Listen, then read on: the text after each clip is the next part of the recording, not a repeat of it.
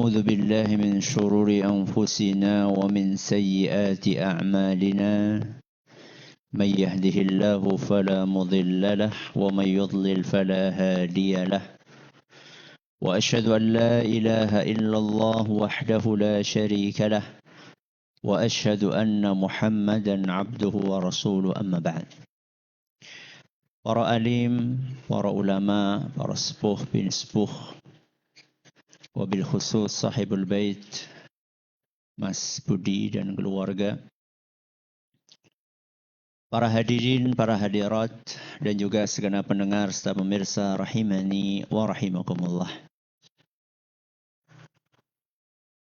Salah satu nama Allah yang mulia adalah Al-Khaliq. Kenapa Bapak Ibu? Al-Khaliq. Apa artinya? Yang maha pencipta. Yang maha pencipta. Berarti yang diciptakan oleh Allah itu apa? Ya apa saja. Ya. Yang ada di alam semesta. Ya. Mulai dari yang besar-besar sampai yang kecil-kecil. Mulai yang paling besar seperti gunung, langit, bumi. Yang kecil. Kenapa? Tengu. Ya istilah apa? Tengu. Pertanyaannya adalah, semua makhluk yang diciptakan oleh Allah ini, yang besar maupun yang kecil, diciptakan oleh Allah Subhanahu wa ta'ala. Ada maksudnya atau sia-sia? Ada maksudnya atau sia-sia? Ada maksudnya. Nek tengu niku maksudnya napa?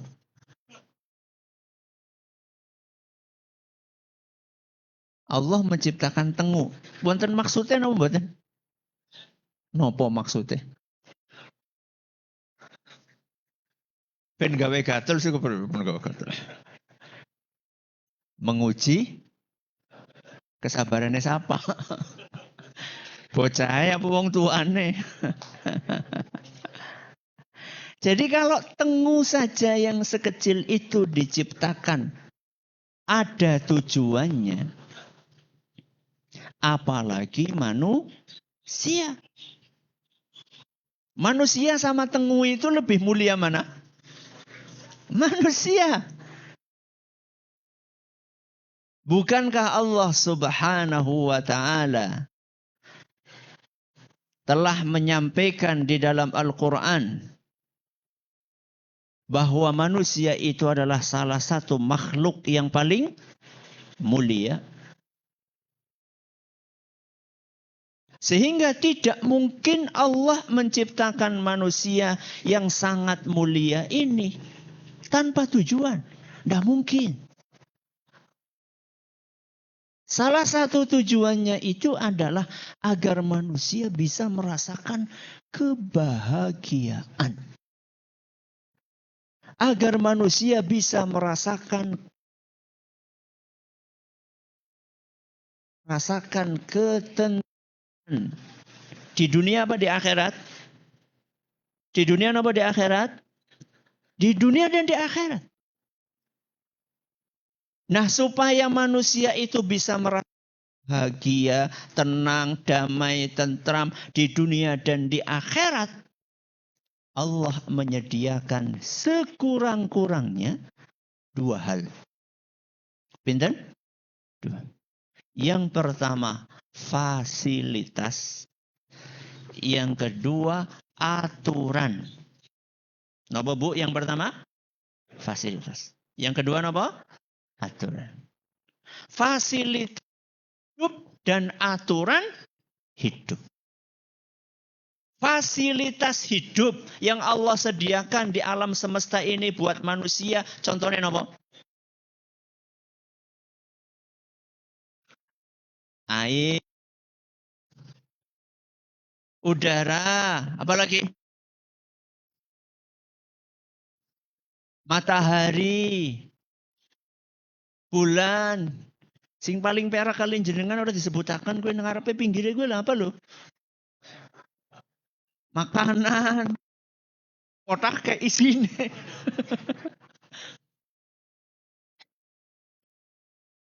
Allah sediakan fasilitas ini semuanya karena kita butuh. Butuh makan, butuh minum, butuh apa? Bernafas. Yeah. Satu, Allah sediakan apa? Fasilitas. Yang kedua, supaya hidup kita ya Allah sediakan aturan. Dan aturan yang dibikin oleh Allah itu bukan sembarang akan tetapi aturan yang dibikin oleh aturan yang paling baik, yang paling istimewa, yang paling top, yang paling keren, yang paling sempurna. Tidak ada yang lebih sempurna dibandingkan aturannya Allah Subhanahu wa taala. Yakin? Yakin Ramadan? Jeneng kon salat engko baik. Saya tanya, salat itu aturan saking Allah atau bukan? Aturan. Jeneng kon nganggo kudung jere sumuk.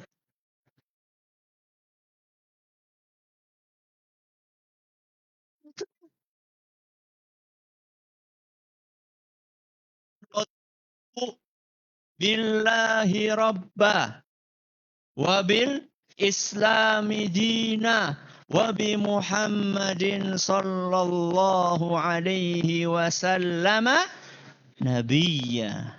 Raditu. Artinya apa raditu? Aku ridho, nerima, ora protes. Tapi anehnya ada orang setiap hari mengucapkan raditu, begitu kon salat protes, salat maning. Wonten apa mboten tiyang kados niku? Wonten apa mboten? Pundi tiyange? Apa ora mangkat? Ya. Salah satu aturan terbaik itu adalah aturan tentang pernikahan yang barusan dilakukan oleh Mas Zidni dan Mbak Cindy. Ya, nek jenenge apa gitu kan angel gitu. Tapi saya nggak tahu kepanjangannya. Yang pendek aja, Mas Zidni sama Mbak Cindy. Ya. Betul ya, Cindy? Betul. Ya. Salah satu yang ada di dalam agama kita adalah aturan pernikahan. Dan salah satu aturan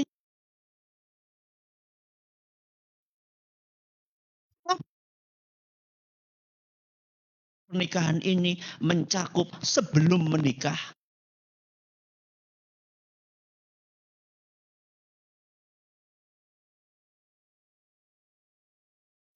Ada 3 fase. Yang pertama, yang kedua,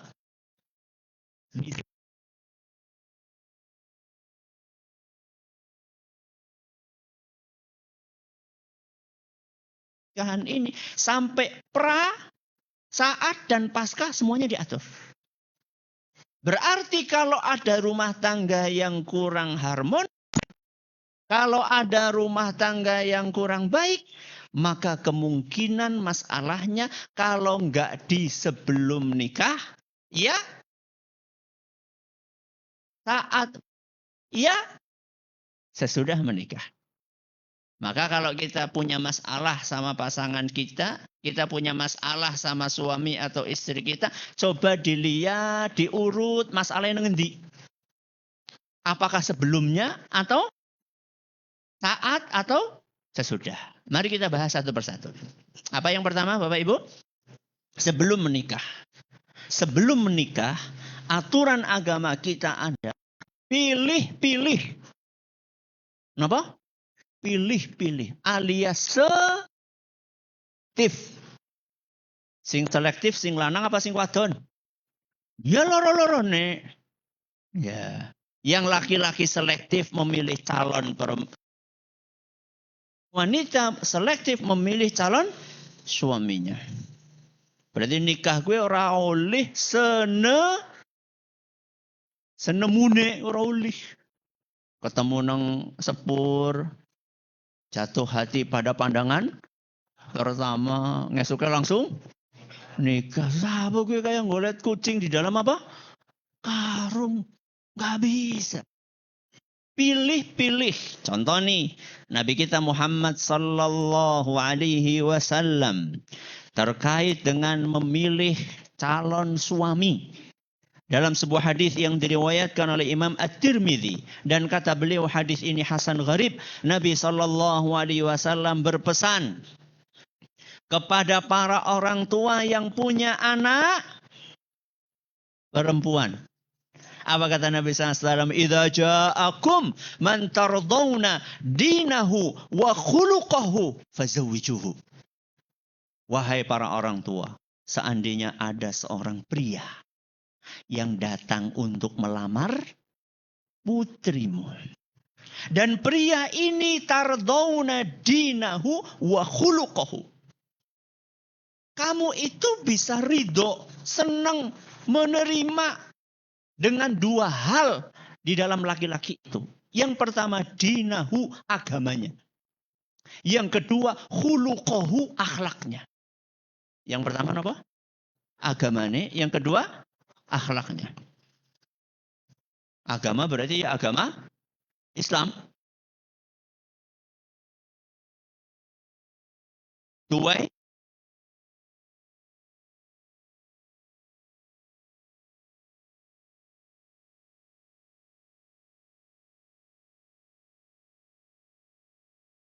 Sama apa? Ya. Kenapa kok terus masih nambahi akhlak? Gak masuk dalam agama? Masuk. Tapi ada penekanan khusus untuk urusan akhlak. Saya tanya sama jenengan, agama, waktu, apa mesti akhlaknya apik? Wonten apa mboten? Ana wong rajin salat 5 waktu. Bawa sandale tanggane. Niku akhlaknya bagus apa mboten? Enggak bagus. Ada enggak orang salat 5 waktu tapi medhite pol? Pundi tiange? Orang mangkat maning. Kudune mangkat ya, ben apa? Nah, saya. Atau sebaliknya, ada orang akhlaknya baik tapi agamanya enggak baik. Ada orang Masya Allah sangat dermawan tapi rata salat. Berarti hadis ini mengajarkan kepada kita betul-betul dilihat.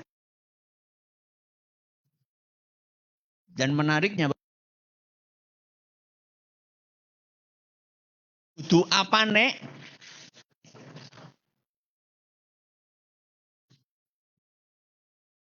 Kan ada sebagian orang, kayak gue tekang ini nganggo apa? Nganggo ontel, lah wis madesu ge. Begitu sing tekang nganggo apa? Pajero, Alphard, apa maning? Lamborghini. Ya, wah kita masa depan apa? Cerah gitu. Padahal jebule anu nyewa sih mending. Nyolong. Naudzubillah min dzalik. Ini namanya selektif. Ya. Yang selektif itu enggak cuma seorang calon mempelai putri kepada laki-laki, termasuk selektif untuk melihat calonnya. Makanya dalam hadis yang lain, Nabi SAW dalam hadis riwayat Bukhari dan Muslim, beliau bersabda, "Tunkahul mar'atu li arba'in." Wanita itu dengan 4 pertimbangan. Pinten? 4. Yang pertama, 5 liha, karena hartanya. Yang kedua, wali hasabiha, karena nasabnya. Yang ketiga, wali jamaliha, karena kecantikannya. Dan yang keempat, wali diniha, dan karena agamanya. Siapa yang bisa ngulangi? 4. 1, harta. 2, nasab. 3, cantik. 4, agama. Jadi nomor 4 malah agama. Berarti paling penting sing pundi? Sing nomor 4 atau sing nomor 1? Jenengan milih mana, Pak?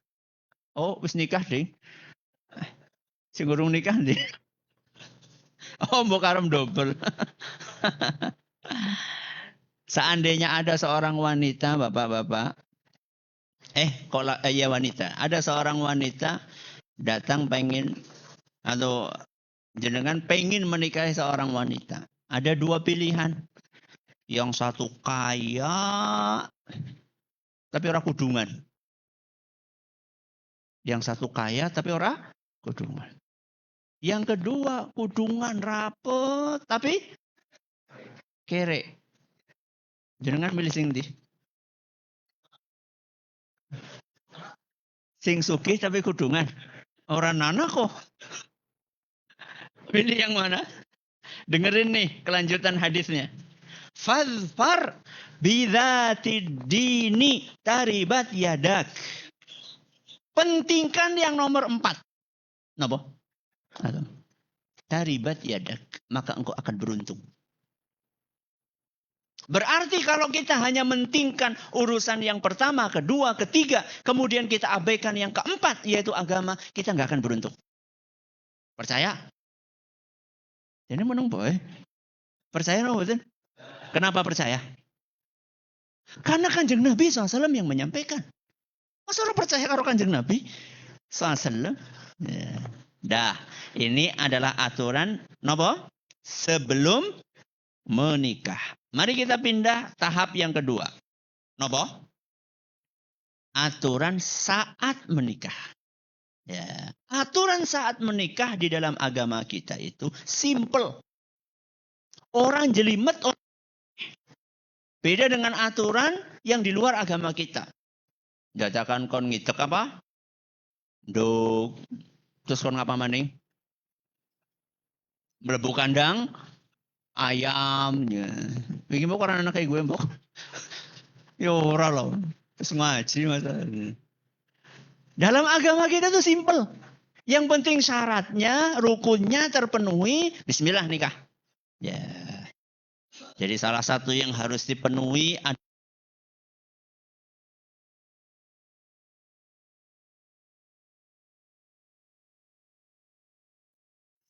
beda jenis. Laki-laki sama perempuan. Engkau anak Joko nikah karo Joni. Siti nikah karo Sinta. Nek anak sing ngepasi nun sewu nggih ora sengaja teman. Ya, enggak ada tuh dalam agama kita. Ya, LGBT enggak. Ya, harus sangan, ada wali, kemudian ada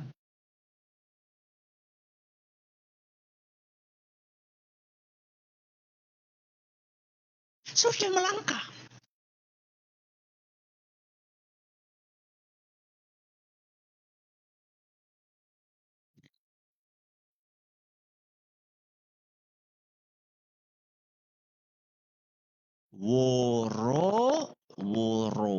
Woro siapa?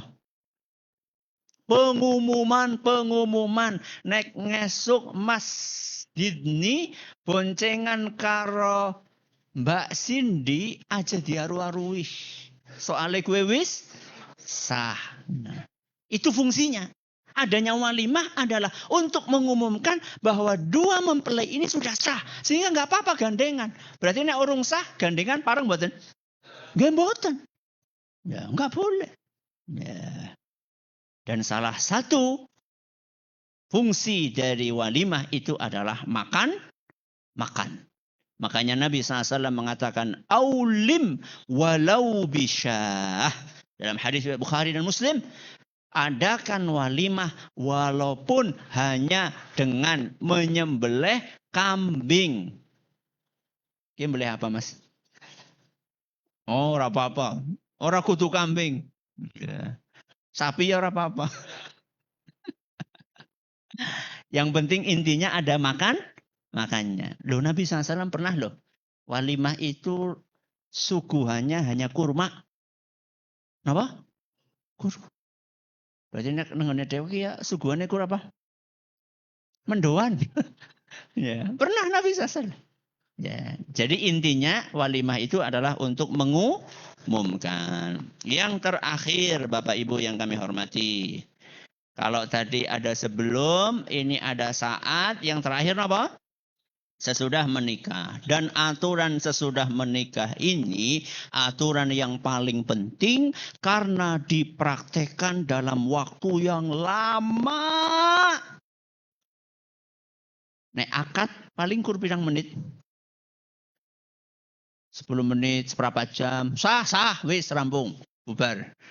Tapi aturan setelah menikah, pinten tahun niki? Jajal sing paling senior dalam berumah tangga ta mriki. Ya, sudah berapa tahun? Ya. Pak Jubed pinten tahun nggih?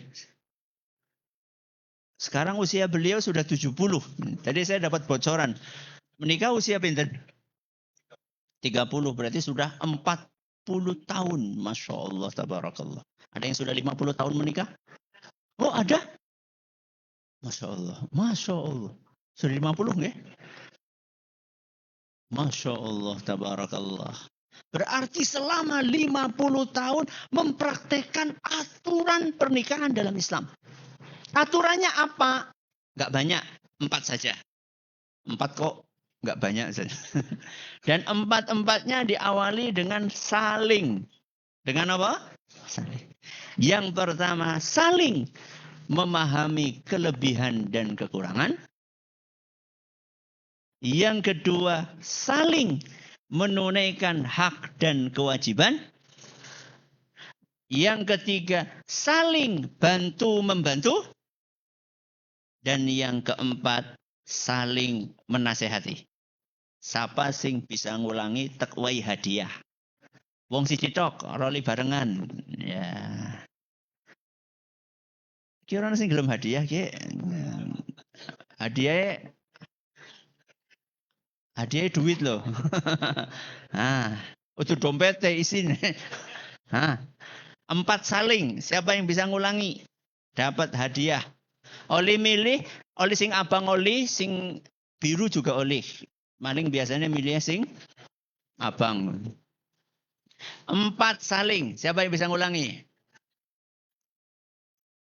1. Ki wong siji ki aja wong loro. 1, saling memahami kelebihan kekurangan. Yang kedua,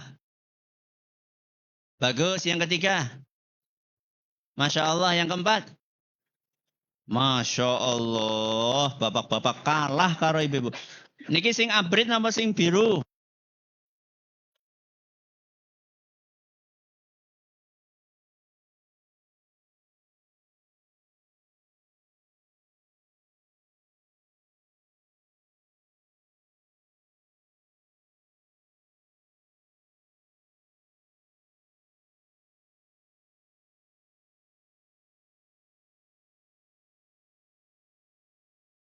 Ada berapa?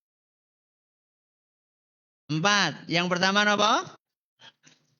Saling memahami kelebihan dan kekurangan. Bapak Ibu yang kami hormati.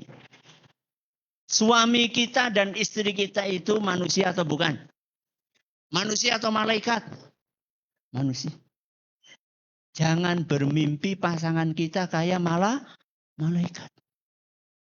Pasangan kita itu manusia biasa. Pasti punya apa? Kekurangan. Jangan terlalu fokus melihat kekurangan. Walaupun pasangan kita punya kekurangan, pasti dia punya kelebihan. Itu yang namanya adil. Rumah tangga biasanya rusak gara-gara cuma fokus ngelihat apa? Kekurangan. Saya tanya sama jenengan bapak-bapak. Istri jenengan punya kekurangan enggak? Aku takon mong bapak aku demung ibu. Istri jenengan punya kekurangan enggak? Punya. Apa? Kurang apa? Kurang ayu? Apa kurang sugih? Walaupun istri jenengan punya kekurangan, yakin mesti punya. Napa kelebihannya? Kelebihan berat badan? Masya Allah.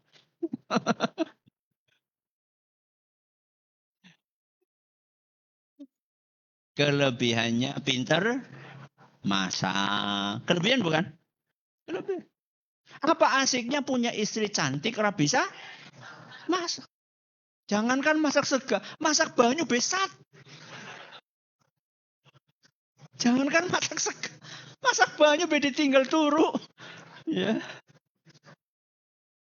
Sama ibu-ibu saya tanya ibu-ibu, suami jenengan itu punya kekurangan badan?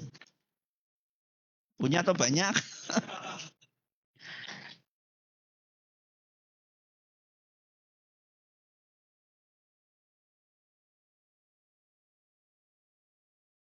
Lebihannya setia. Yeah. Ibu-ibu mau nggak punya suami sing ganteng ngepol tapi nggak setia? Ya. Mau nggak bu? Nggak mau. Ini yang pertama. Saling memahami apa? Kelebihan dan kekurangan. Dan itu nasihat dari Nabi SAW. Sebagaimana yang beliau sampaikan dalam sebuah hadis yang diriwayatkan oleh Imam Muslim. La yafraq mu'minun mu'minah. Tidak boleh kita itu, bapak-bapak, membenci istri kita. Secara total, berlebihan itu tidak boleh. Riha minha khuluqan radhiya minha akhar. Seandainya kita nggak suka pada sisi kekurangannya, pasti dia punya.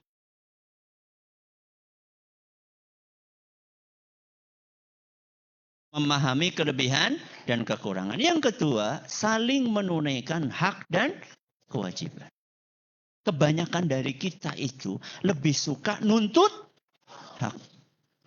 Sehingga melupakan kewajiban. Di situ masalah terjadi.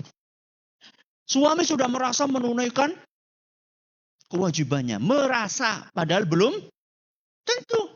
Ya. Sehingga dia menuntut dari istrinya hak ini, hak itu. Dia kopinin di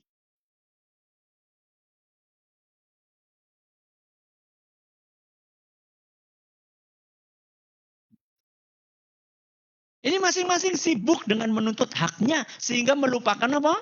Kewajibannya. Itu jadi masalah. Makanya penting namanya punya modal ilmu. Sebelum menikah itu nggak boleh bonek. Apa bonek? Bondo nekat. Nggak boleh. Harus punya ilmu. Ilmu tentang apa? Tentang hak seorang suami. Kewajibannya apa? Hak seorang istri apa? Kewajibannya apa? Itu semuanya untuk dalam rangka supaya rumah tangganya bahagia. Yang ketiga, saling apa? Membantu. Ya, walaupun suami punya kewajiban, istri punya kewajiban, bukan berarti masing-masing cuek dengan kewajiban pasangannya. Saya tanya, Rasulullah SAW bantu istrinya enggak? Bantu apa? Ngepel? Apa rumahnya Kanjeng Nabi SAW nganggo keramik ngepel? Apa coba? Betul, ya. Jahit sandal, ya. Nambal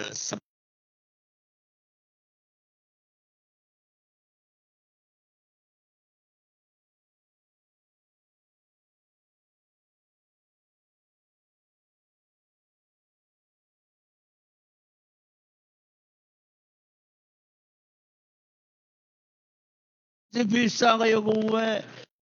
Nah, bantu. Ya. Paling tidak ketika istrinya lagi masak, kita bantu misalnya ngeringin pakaian di mesin cuci, jemurin pakaian, ya, ngangkatin pakaian dari luar ke dalam. Setelah istri masak, paling tidak kita bantu-bantu nyuci apanya? Piringnya, wajannya. Itu akan lebih harmonis. Dan yang terakhir Bapak Ibu, saling menasehati. Kenapa kok kita saling menasehati? Karena manusia itu tempatnya salah dan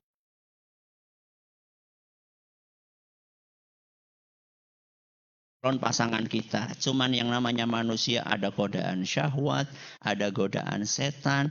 Disitulah kita harus saling menasehati. Istri kita mungkin suatu saat dolanan HP.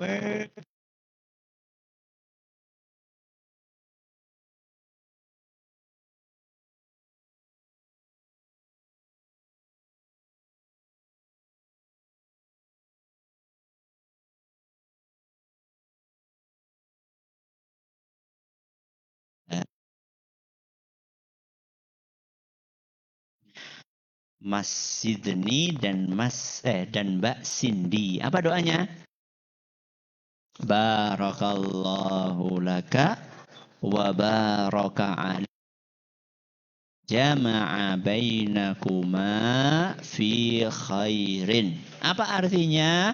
Barakallahu laka wa baraka alaika. Kayak mirip tapi beda. Yang pertama, barakallahu laka. Mudah-mudahan Allah memberkahimu ketika senang. Wa baraka alaika. Dan mudah-mudahan Allah memberkahimu ketika susah. Semoga Allah memberkahi ketika apa? Senang dan ketika susah. Berarti Mas Zidni, namanya pernikahan itu jangan dibayangkan seneng edok. Jadi harus siap-siap apa? Susah. Ya, jadi jangan dibayangkan bakalan enak terus nggak ada ombak-ombaknya. Akan ada masalah-masalah dalam rumah tangga. Makanya kita doakan mudah-mudahan diberkahi. Walaupun sedang ada masalah, mudah-mudahan tetap berkah. Apalagi kalau lagi nggak ada masalah. Barakallahu laka wa baraka alaika. Yang terakhir apa? Wa jama'a bainakuma fi khairin. Perhatikan baik-baik. Dan mudah-mudahan Allah mempersatukan kalian berdua. Fi khairin, dalam kebaikan. Penting untuk kita garis bawahi dalam kebaikan. Karena belum tentu orang sama itu dalam kebaikan. Belum tentu.